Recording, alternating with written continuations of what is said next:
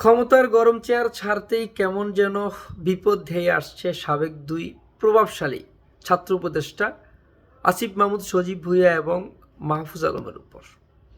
তারা সরকারের উপদেষ্টা পরিষদে থাকাকালীন সময় দুর্নীতির মাধ্যমে অঢেল সম্পদ গড়েছেন এমন অভিযোগ তুলে তাদেরই এক সময়কার সহযোদ্ধারা বিক্ষোভ করেছেন।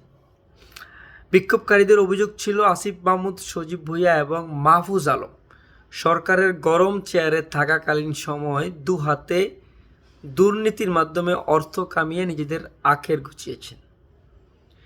এই দুই সাবেক উপদেষ্টার বিরুদ্ধে দুর্নীতি দমন কমিশন সুস্থ তদন্ত করলে এদের বিরুদ্ধে ব্যবস্থা নেওয়া সম্ভব বলেও তারা জানিয়েছেন। আসিফ মাহমুদ, সজীব ভুঁইয়া এবং মাহফুজ আলমের বিরুদ্ধে দুর্নীতি দমন কমিশন সঠিক তদন্ত করবে বলে তারা প্রত্যাশা করছেন। এটা আমাদেরও প্রত্যাশা। আমাদের প্রত্যাশা কেন সেটা বলি, সেটা হচ্ছে আসিফ মাহমুদ, সজীব ভুঁইয়া, মাহফুজ আলমরা বিগত সরকারের দুর্নীতি, অত্যাচার, অবিচারের বিরুদ্ধে একত্রিত হয়ে দাঁড় হয়েই কিন্তু সরকারকে ক্ষমতাচ্যুত করেছিল।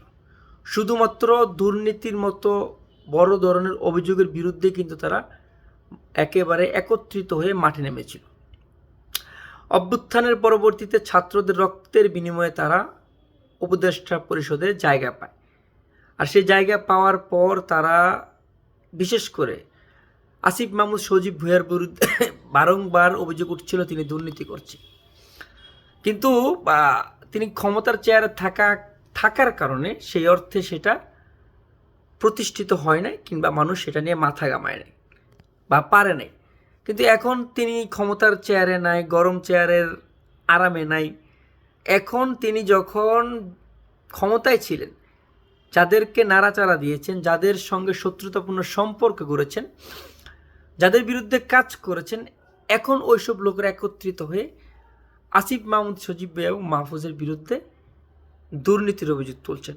এটা তোলার তো অস্বাভাবিক না।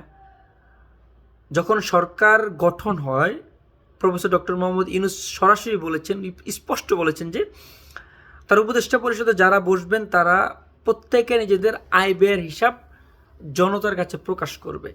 কিন্তু আমরা তো সেটা দেখলাম না।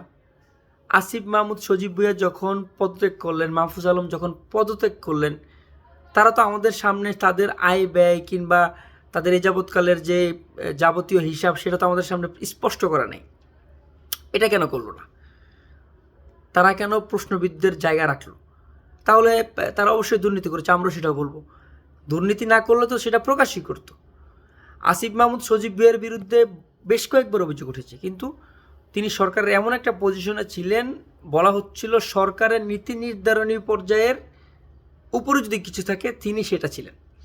তার কথা নাকি সরকার চলত, এমন অভিযোগ ছিল। এখন দুর্নীতি দমন কমিশন এদের বিরুদ্ধে কি তদন্ত করবে কিনা, নাকি সেটা এখন এই আন্দোলনে সীমাবদ্ধ থাকবে, আমরাও দেখব। সরকারের উপদেষ্টারা কেন নিজেদের সম্পদের আয় ব্যয় বিবরণী হিসাব আমাদের সামনে প্রকাশ করলো না? এটা তো স্পষ্ট করার কথা ছিল। সরকার প্রধান নিজে বলেছেন যে যারা তার উপদেষ্টা পরিষদে বসবেন তাদের আয় ব্যয়ের হিসাব জনতার কাছে প্রকাশ করবে। আসিফ মাহমুদ, সজীব ভুঁইয়া, মাহফুজ আলম যেহেতু নিজেদের স্পষ্ট করে নাই, তারা সম্পদের বিবরণী প্রকাশ করে নাই, তাদের ভেতরে ঘাবলা আছে। কেন করলো না? তারা দুর্নীতির বিরুদ্ধে গিয়েই তো একটা সরকারকে ক্ষমতাচ্যুত করেছে, স্বৈরাচারী সরকারকে ক্ষমতাচ্যুত করেছে। এখন কেন তাদের বিরুদ্ধে অপ্রত্যাশিত প্রশ্নগুলো থাকবে? এটা তাদের জন্য লজ্জার, এটা তাদের জন্য বড় ধরনের লজ্জার। আসিফ মাহমুদ, সজীব ভুঁইয়া এবং মাহফুজ আলম তাদের জন্য লজ্জার। সরকারে থাকাকালীন সময় আসিফ মাহমুদ, সজীব ভুঁইয়ার বিরুদ্ধে বেশ কয়েকবার অভিযোগ উঠেছে, কিন্তু মাহফুজ আলমের বিরুদ্ধে সেই অর্থে আমরা অভিযোগ পাইনি।